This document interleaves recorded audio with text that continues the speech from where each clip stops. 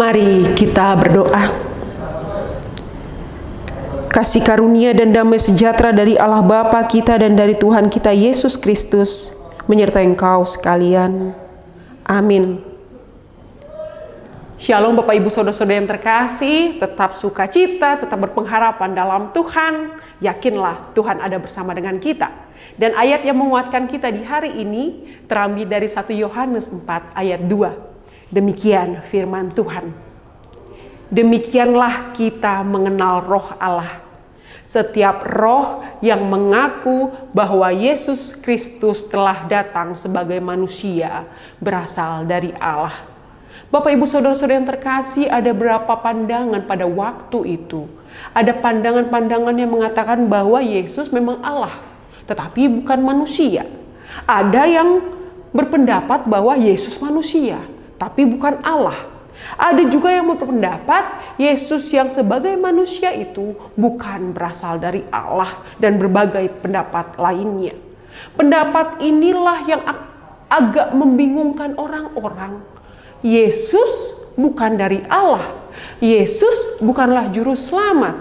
Dan ayat ini memberikan jawaban bagi kita bahwa kalau kita mengenal roh Allah, roh akan mengaku bahwa Kristus telah datang sebagai manusia, itu pun berasal dari Allah. Bapak Ibu Saudara-saudara yang terkasih, mungkin kita akan bertanya dalam diri kita masing-masing, kenapa ya Yesus tak pernah kita lihat? Tetapi hati kita, pikiran kita boleh terus mengatakan dia satu-satunya juru selamat. Dia adalah Allah itu sendiri. Dan Roh Kudus yang ada di dalam hati kita itu percaya bahwa Roh Kudus itu pun berasal dari Allah. Karena apa Bapak Ibu Saudara-saudara yang terkasih? Karena roh Allah yang dia menaungi kita. Sehingga roh Allah yang menaungi kita itulah yang akhirnya lidah ini, pikiran ini mau mengaku bahwa Yesus berasal dari Allah. Yesus adalah Allah itu sendiri. Roh Kudus adalah Allah itu sendiri.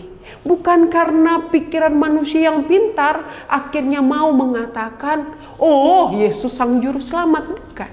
Tetapi roh yang ada di dalam kita itulah akhirnya roh yang mengaku dia adalah Allah, dia adalah Mesias. Ini yang boleh menguatkan kita Bapak Ibu Saudara-saudara yang terkasih. Ibrani 11 ayat 1 mengatakan, iman adalah dasar dari segala sesuatu yang kita harapkan dan bukti dari segala sesuatu yang tidak kita lihat. Sehingga ini yang mau mengatakan iman di dalam hatilah yang mau terus mengatakan bahwa Roh Kudus itu, bahwa Yesus itu adalah Allah itu sendiri. Itu yang membuat kita mengatakan, ya kami percaya Tuhan. Sekalipun kami tak melihat, kami percaya. Sekalipun orang-orang mengatakan Yesus tak berasal dari Allah, kami percaya Yesus berasal dari Allah. Sehingga itu yang membuat pikiran ini, hati ini, kehidupan ini semakin kuat. Karena kita yakin dan percaya Allah itu sendiri yang ada di dalam hidup kita. Allah itu sendiri yang terus menguatkan kita. Sehingga siapapun yang tak percaya Yesus berasal dari Allah, itu adalah roh antikristus. Sekarang ini menjadi perenungan bagi kita. Benar-benar yakin dan percaya Yesus adalah berasal dari Allah, berarti itu memang roh Allah.